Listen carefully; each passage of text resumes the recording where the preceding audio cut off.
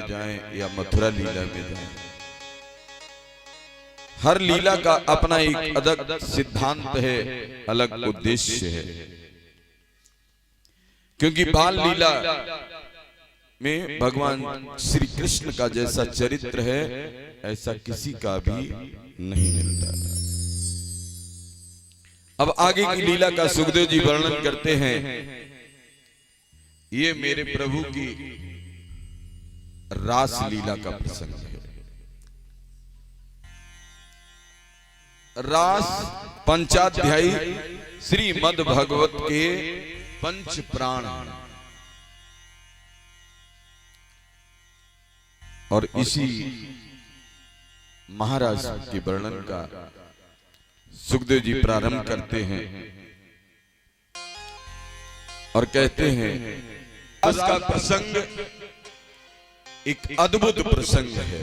मैं आपको बता दूंगा, अभी आप आराम से बैठे हैं, मैंने आपके थोड़ा नॉलेज में कर दिया कि महाराज का प्रसंग एक अद्भुत प्रसंग है। प्रथम सुमिर भागवत भक्त भगवत बानी,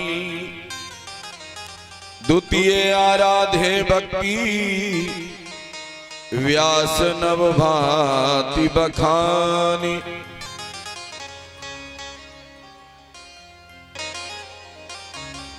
और तृतीय करे गुरु समुझ दक्ष सर्वज्ञ रसीलो। और चौथे होए विरक्त बसे बनराज बसीलो। पांचे भूले देह सुधि तब छठे भावना रास की। साते पावे रीति रस श्री स्वामी हरिदास की। श्री धाम वृंदावन में ये हमारे उन हरिदास स्वामी की वाणी है जिन्होंने हमारे बांके बिहारी को प्राकट्य किया। बांके बिहारी जिनका आप दर्शन करने जाते हैं वहां प्राकट्य स्वरूप नहीं है, प्राकट्य स्वरूप अगर है तो निधि वन में। महाराज जी चूंकि वहीं वास करते हैं, मैं तो कभी वृंदावन कभी बरसाना, मेरा कोई एक ठिकाना ही नहीं, सिर्फ ठिकाना एक है, कृष्ण के चरणों का चाकर हूं, उन्हीं के पीछे लगा रहता हूं, जहां ले जाता है वहीं चला जाता है। स्वामी हरदास जी ने कहा कि भगवान के अगर महारास में प्रवेश करना है तो नवदा भक्ति जो व्यास नारायण प्रभु ने कही, भक्ति के 9 प्रकार हैं। और वैसे तो इसका विश्लेषण ये आता है कि संसार के हर प्राणी को नवदा भक्ति का एक प्रारूप अवश्य पकड़ लेना चाहिए। क्योंकि नवदा भक्ति माने 9 प्रकार की भक्तियां हैं। और आज कलयुग के प्राणी में किसी में शायद ही क्षमता हो जो 9 प्रकार की भक्ति में प्रवेश कर जाए। कर जाते हैं लोग, ऐसा नहीं, कलयुग में कर रहे हैं। कौन कर रहा है? जो कृष्ण के चरणों से लगा हुआ है। और जब कृष्ण कृपा हो जाती है तो नवदा भक्ति में हम प्रवेश पा जाते हैं। नवदा भक्ति के प्रकार क्या हैं जो व्यास नारायण प्रभु ने स्वामी हरदास जी के द्वारा लिखे?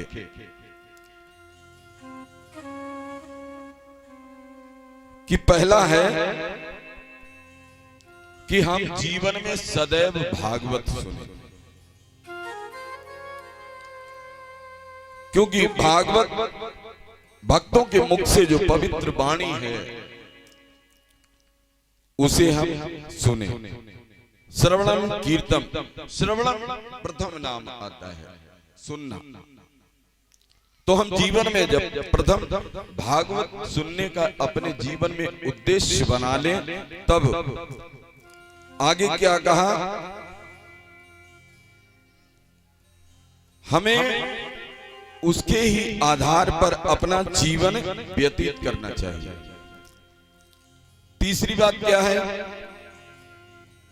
कि हमारे जीवन में गुरु श्रेष्ठ होना चाहिए। तृतीय करे गुरु समुझ।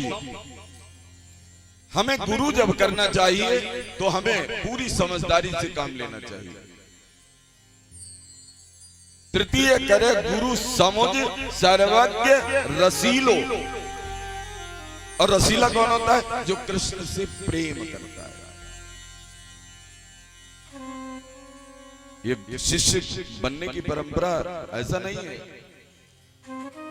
आजकल तो हमारे समाज का दूसरा ही प्रारूप है कि गुरु जो बहुत धनवान होता है, बहुत सुंदर होता है, लोग उसी की तरफ भाग खड़े होते हैं। उन्हें आता है कुछ या नहीं आता है, आता न जाता, आगे क्या कहते हैं लोग? आता न जाता, आगे क्या कहते हैं? मैं नहीं कहूँ।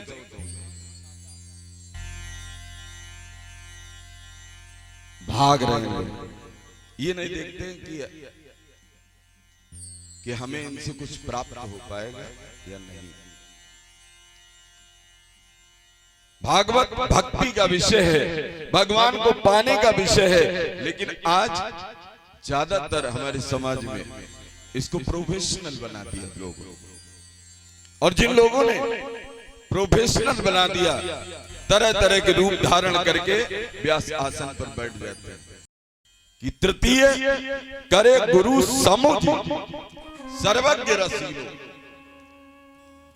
और रसमयी कृष्ण है, इसलिए कहा है सर्वज्ञ रसीलो कि जो कृष्ण के चरणों में प्रीत रखता हो, खुद भगवान कृष्ण को समझता हो और आपको भी समझा पाए कि कृष्ण भक्ति कैसे की जाए।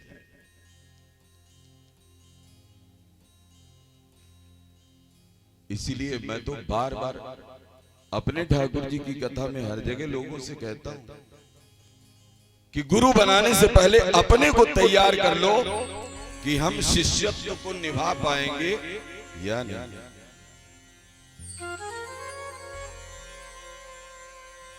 चौथे होए विरक्ति बसे बनराज बसीलो। हमारे जीवन में चौथी बात यह है कि हमें विरक्ति हमारे हृदय में आए। विरक्ति का तात्पर्य यह है कि कामनाओं को जितना हम छोड़ते जाए। मान लीजिए रोज हम बहुत अच्छी तरीके से तरह तरह के व्यंजन बनाकर खाते हैं, और जब व्यक्ति विरक्ति की तरफ बढ़ता है तब वो सोचता है कि मुझे सात्विक भोजन मिल जाए, सादी मूंग की दाल मिल जाए, 2 टिक्कर मिल जाए, बस थोड़ा सा जीने के लिए खा लूं और सुंदर बैठकर 4-4 घंटे भगवान का भजन करूं। जब समय मिल जाए तब हम भजन करें। ऐसा कोई जरूरी नहीं कि आप अपने कामों का परित्याग करके भजन करें, ऐसा कहीं नहीं लिखा। विरक्ति लाने के साथ साथ हमारे जीवन का उद्देश्य ये हो बसे बनराज बसीलो, कि हम कोशिश करें कि ज्यादा से ज्यादा हमें वृंदावन का वास मिले।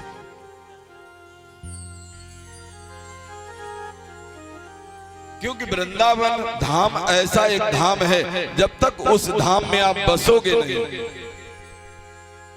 तब तक कृष्ण भक्ति कैसे होती है, इधर आपका हृदय मार्गदर्शन नहीं हो पाएगा।